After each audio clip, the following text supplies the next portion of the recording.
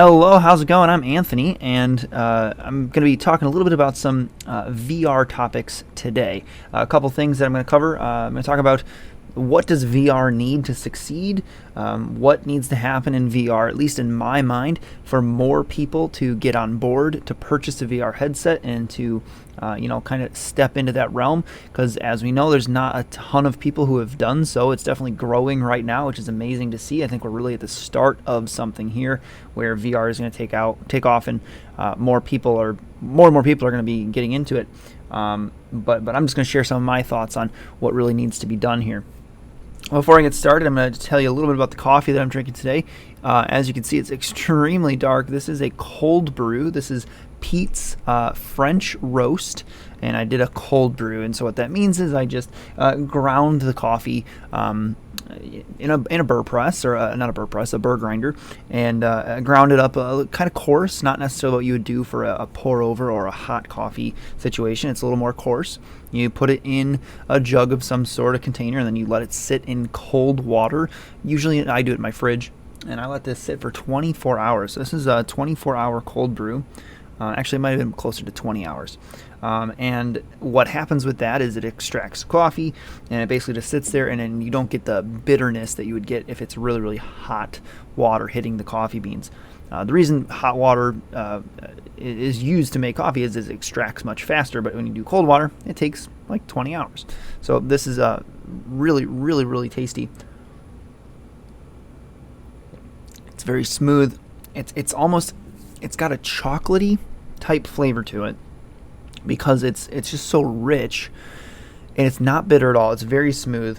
And then I always have said this.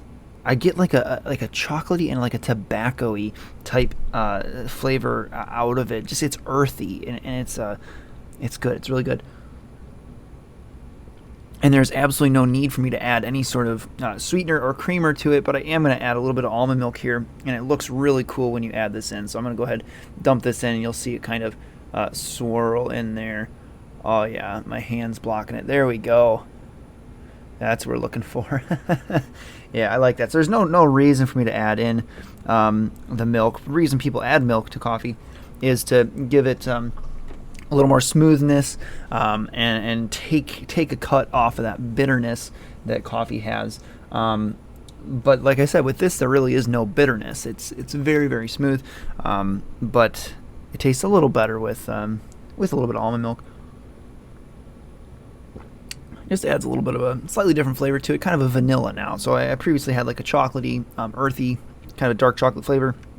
Now I've got a little bit of vanilla kicked in there with the vanilla almond milk. So that's pretty good. That's what I'm drinking here, just to kind of start off with that. I'm pretty big into coffee.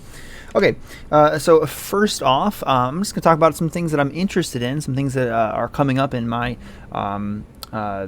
near future, if that sounds kind of weird, but things that I'm looking forward to in VR that I'm about to experience hopefully this week, and that will kind of stem into what I think about VR and what it might need moving forward. So first off, things that I'm looking forward to. Oculus, for some reason, gave me a $10 Oculus credit, and that I have no idea why. My assumption is I've been playing VR extremely consistently lately because I've been streaming, and with that, I've probably been playing a lot more Steam VR than I have Oculus VR titles. Not necessarily the titles, but in the program. I've been using the Steam VR program a lot more, and I don't know if they really track that, if they really know. I'm assuming they do. They know your playtime. And they gave me a $10 credit, I'm assuming, because they're like, hey, come back, please buy something from the Oculus store. And so I did. It really, honestly, it worked for them. So one thing that I'm excited for is Pistol Whip. I did not pick up Pistol Whip when it was launched. Just didn't. No really reason why I was interested in it, but I just didn't pick it up. I have plenty of other VR games that I need to play, which is interesting. I actually have a backlog of VR games because some games I play for so long, and I'll talk about some of the big ones that I've played. But yeah, so I'm super excited for Pistol Whip. I'm going to be playing Pistol Whip this week at some point. And what's really cool about Pistol Whip is it's cross-buy, where you buy it on the Quest or you buy it on the Rift, and you can play it on both of them. You buy it once, and that was kind of a big reason that I jumped on that, and I bought Pistol Whip. I'm very interested in the game. I'm kind of hyped up for it now just because I bought it and I'm excited to play it. But the fact that I can play it here at home with my Oculus CV1 in my larger play space, I can stream it if I want to because I'm on the CV1, or I can take it portably. I can throw it on the Quest and I can bring it wherever I need to. So that'll be pretty fun. I can do it without wires as well. And I think with Pistol Whip, you're kind of dodging, moving around, and it'll be cool to do that without wires. A little bit about this VR headset here that I'm showing you. You might be like, whoa, what's going on there? If people are familiar with the Quest, you probably know about the DAS or DAS or Deluxe Audio Strap mod. This is the Vive Deluxe Audio Strap, originally for the Vive headset, the original HTC Vive. And what you can do is you can 3D print some parts, which I've done here. I've 3D printed those parts, and I've attached the Deluxe Audio Strap to the Quest, and it actually makes it a lot more comfortable. Kind of adds a little bit of a counterweight, and then I've got these loops here to add an actual counterweight of a battery on the back. And I've done 6-hour gaming sessions with this on in the Forest VR. I've done the Forest wireless with virtual desktop, going to my PC with this on, with a battery pack plugged in, and I've gone for a 6-hour session with this, so it's actually worked out really, really nice. Quest is very comfortable now. Some people say that it's not very comfortable, but with all these different editions, I have a leather, kind of fake leather, face mask on it, so it's a little more comfortable there. And then I've got the Deluxe Audio Strap, the counterweight, all those things, the better audio. It kind of makes it more into a complete package. So that's super fun. So yeah, that was one of the big games that I played a ton of, the Forest. My wife and my friends were playing the Forest every night for 3-4 hours a night, and just played a ton of the Forest, to be honest. But yeah, so I'm interested in Pistol Whip. That's coming up. Not coming up, but coming up for me. Super interested in Pistol Whip. Another game that I'm currently playing right now that I'm very excited about is The Walking Dead Saints and Sinners. I bought that a while ago on sale. It was like the first time it went on sale since it came out. I bought it and I was like, oh yeah.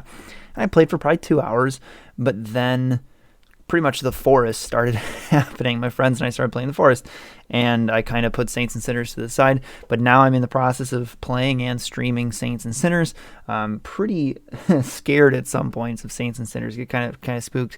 But the zombies are kind of slow, so it's okay. So that's currently what I'm playing, what I'm looking forward to.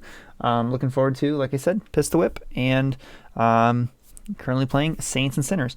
Now, another thing that I'm looking forward to, and I'm going to talk about today, is the hand tracking on the Quest. It is official. It is taken out of the beta. It's no longer in beta for the hand tracking. It's fully released, and so they are saying it's a finished product. It's ready to go. And I've actually got the Oculus page pulled up here with the 5 different official hand tracking titles where the Quest, using its cameras, literally takes your hands and throws them into the game. One of them is free. The other 4 are they're paid for.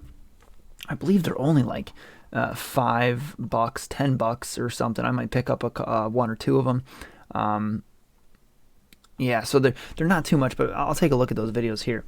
Before I get into that, though, before I get into those hand tracking titles, talking about those, taking a look at those, just my thoughts on what does VR need? What does VR need in order to really get into more people's homes? And I think the argument of what does VR need to succeed, I think that's out the window. I think VR is going to succeed. I don't think it.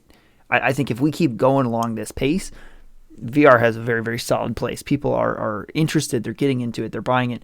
But my thoughts on what more needs to happen, or what is really, really beneficial to VR that really gets people into VR. And so my thoughts on that, I think games like The Forest, Elite Dangerous, No Man's Sky, not We Went Back, what's it called? There's another one there. Here we go. We got Battle Tested giving a chat here. VR users went up a lot when the Quest came out because most people don't have powerful enough PCs to use them. Now, I agree from Battle Tested there. I completely agree that there's a lot of people jumping into VR because of that. Well, hello, Battle Tested. I completely agree. There's a lot of people who are jumping into the Quest But those are the people who, like you said, don't have or potentially do have, but are just kind of stepping into VR in that way. Don't have a powerful gaming PC. There are tons of people who have the powerful enough gaming PC, who have the computer to run VR, and they probably have at least enough space to do some VR games. But the issue is the games, and that's kind of what I'm getting into right here. There needs to be more games like The Forest, like Elite Dangerous, like No Man's Sky, where you have it in your library already. You're already super, super excited about exploring the galaxy in Elite Dangerous, or landing on a planet and building a base in No Man's Sky, or The Forest, just surviving and playing that survival game. You've already done it. You already have it on your computer. But wait a minute. It also has impeccable VR support. Games like Elite Dangerous, and especially The Forest, I can't say more positive things about The Forest. They are already in your library. You already have it. And so then the moment you see a VR only game like Half-Life Alyx and you say, oh wait, I'm not going to buy a VR headset for this one game, you're like, wait a minute. No, I could get a VR headset. I can play Half-Life Alyx because it's VR only and it's an amazing game. But I actually already have The Forest. I already have Elite Dangerous. I already have Payday 2. If you have these games already in your library and they support VR, you're more likely to say, well, wait a minute, I already have 10 games that I could play VR in, and now there's a game that is only VR. I have to get the headset. It makes that purchase easier. Because what I think a lot of people ran into when Half-Life Alyx came out, they were like, this is the only game, this is the first game that I really want to play in VR because it's in that Half-Life universe. But if you have plenty of these games like The Forest that already has this support for VR, it makes that buying easier. And I don't know what it took for the Forest developers to do what they did for VR, but if everybody could do that, implement the hand tracking where you can play flat, you can play in VR, holy moly, I think people are going to realize, whoa, I've already got these games in my library. I could play VR. And then they're going to jump on board. Here we have John Von Doom. Thanks, John, for coming in. He says, what's recommended for GPU? What's the recommended GPU for a computer to run VR? I currently run with a 1080 Ti, and I know it's not necessarily an outdated card, but it is kind of on the way out. There's much better cards out now. But I would say, there's recommendations all over the web, and you can download a thing that tells you, is your computer VR capable? The absolute minimum is like a GTX 970, and that's what I actually used to have. Here we got Battle Tested saying, depends on the game. Pavlov uses less, while Beat Saber uses more. Yeah, potentially. I think Beat Saber could be run on kind of a lower end. Pavlov, I actually think, uses quite a bit. Here we got John saying he has a 1060, but he's hopping up to a 2060 on your next build. Look out for those 3000 series. 3000 series graphics cards should be coming out pretty soon. But yeah, a 1060, as long as, I'm not sure if you have the 6 gigabyte model, the 3 gigabyte model with the 3 gigabytes of video RAM, it's not going to be necessarily enough to really push that VR. The more VRAM that you can have, the better, because so much of it is graphics processing. In fact, when I play The Forest VR, which is a pretty graphically intense game, if I do that in VR, my CPU is not the bottleneck. It's my 1080 Ti. My 1080 Ti with, is it 11 gigabytes? I think it's 11 gigabytes of VRAM is the bottleneck for that game. I have a Intel. Okay, you've got the 6 gigabytes. Very nice, John. That should be okay for VR. I would say you're probably ready. If you wanted to get a VR headset, you would be able to run it. But then later on, you'll see performance upgrades if you do that upgrade. 1060 should be good. Yeah, the 3000 series are going to be god tier. 3060, the cheapest one, will be better than your 2080 and maybe a 2080 Ti. Yeah, there's a lot of talking about the upgrades that they're going to be doing.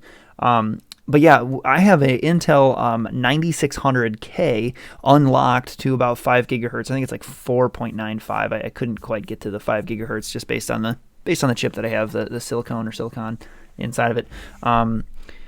Hey, what's up, BZ? He says he's got the 1070, and that's really okay. And BZ is actually running the Oculus, or the Index. He's got the Index going on a 1070 OC, which is really nice. So that should be good. Yeah, John's saying it'll be an 1800 plus card for the 3060. Yeah, it's gonna be expensive. but yeah, going backward here to what I had going on. Yeah, so the bottleneck for me is my 1080 Ti, and for a game like The Forest, and even I believe Half-Life Alyx was maxing out my 1080 Ti. But really, the main point, looking at those games, oh, very nice. Got the same same CPU as battle tested. Very cool. The 9700K. Yeah, but I have the 9600K. Clock to a 4.9. Yeah, very cool. Yeah, I got the i7. Very cool. Back to my point, just really quick, just I'll say it again. One of the huge things that I think VR needs is the stealthily making its way into people's libraries. Games like The Forest, Payday 2, No Man's Sky, Elite Dangerous, those might be in a lot of people's libraries already, and they might not realize, wait a minute, this has VR support, and that just makes buying a VR headset so much easier. Wait a minute, I already have 5 games that have VR support. Oh, of course I'm going to pick up this VR to play Half-Life Alyx, to play Left 4 Dead, or whatever they come out with, because I've already got games. I've already got some games, and now I'm going to be able to play the next greatest thing that comes out. So that's my kind of thoughts on VR. Now, like I said, I'm excited about hand tracking, which just was officially released for Oculus Quest. It's been in beta for a long time. I've been using it just to kind of go through menus. Very, very cool. But now they have these 5 games that came out. We're just going to take a look at one of them for now. So I'm going to have to try and switch over my scene here. Let's see if I can do this. And we'll go into my flat games scene, and we'll turn on display capture. And let me just move this around so we can see this Oculus demo here. And I'm going to be recording my screen on my Quest later when I try this out. I'm going to be uploading it as a video, probably just a YouTube video, to show this gameplay later. I'll be giving my thoughts on this. And so this is the free game Elixir, and I'll be switching over my thing here. BZ says, yeah, it can be one step. Another is putting the Quest on the nose of many friends, so they're excited. I agree. The more people who are exposed to VR and see that, hey, it's not a gimmick anymore. It's not the thing that you put your phone in and you look around in Google Earth and then you get scared from something and you get motion sick. It's not that anymore. The more that we can show people, hey, VR is a real thing now, I think the more people that are going to be excited about it and really realize, wait a minute, there's legitimate games, legitimate applications, legitimate learning that can happen in VR. So I think that's exciting. Yeah, straight facts from Battle Tested. There it is. Okay, let's take a look here, and then we'll end this audio portion kind of soon here. Kind of rambled on there for a bit. Sorry about that. But let's take a look. Here we have Elixir, if I can point to correctly in the right direction. Elixir is a free hand tracking Quest game. There's also some others. I'll scroll through them quick here. We're only going to take a look at Elixir right now, and I'm going to record some gameplay of that later and upload it. But here is Elixir. That's the free one. Then there's The Curious Tale of the Stolen Pets, which is a game that was released earlier this year with controller support. Now they've opened it up to hand tracking support. So anyone who has played that before with a controller, they can go right back in. Boom, now you've got your actual hands in game. You can just use your hands, and a lot of what you're doing is pinching to select things. I haven't played this, I haven't looked at it, but I might take a look moving forward. Another one here is Waltz of the Wizard, and again, that's a game that was out before. That's a game that was previously released, but now it has hand tracking support. Then we have The Line. Not sure what The Line is. I'll have to take a look at it, but it says experience an interactive story about love and fear of change, starring 2 miniature dolls. So that's a new game. That's a new game with hand tracking support, so that should be pretty cool. And lastly, we have Gloomy Eyes.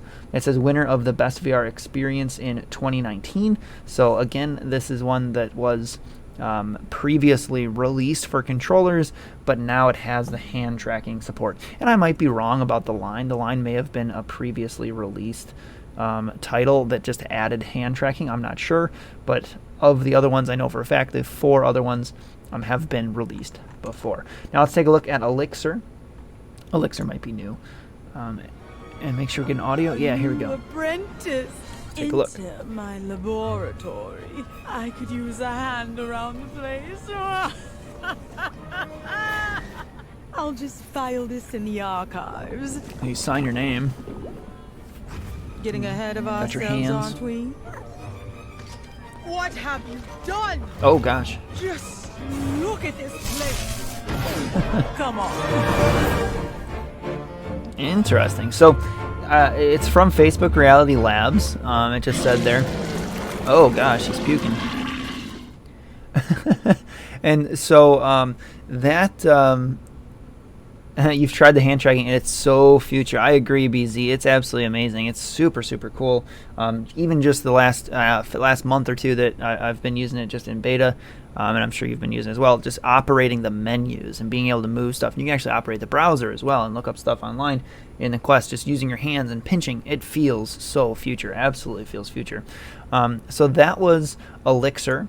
And really, honestly, I think that's just a tech demo. Really, that's what it looks like. Hey, here's what you could do while doing hand tracking. Kind of cool. It showed like Wolverine claws coming out of your hand. It showed your hands being like octopus hands and stuff.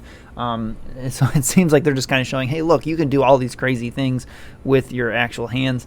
And I'm excited to try that out. I'll record some gameplay of that, like I said, today, and get working on that.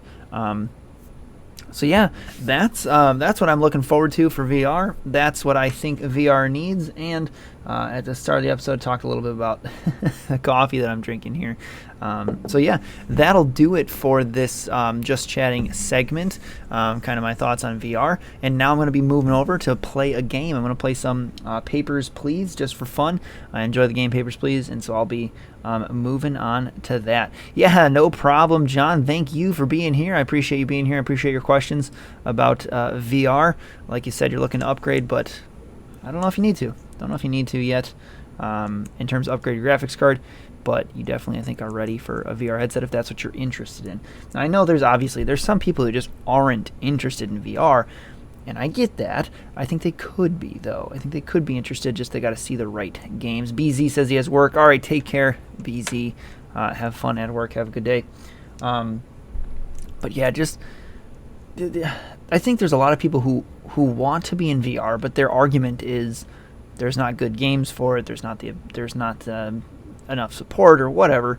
And like I said, with those games, if they kind of sneak their way into your library and you can play them flat or you can play them in VR, I think that's where we get the win. That's where we get more people playing VR because, wait a minute, I've already got those games in my library. I could play that in VR if I bought a VR headset. And if they're already there, they're more likely to say, yeah, I'll get the VR headset. Alrighty, let's go ahead and jump over to Papers, Please. Just a fun little morning stream here while I finish my coffee and have a good time playing Papers, Please. Big fan of this game. Although I don't know if I've ever beaten more than a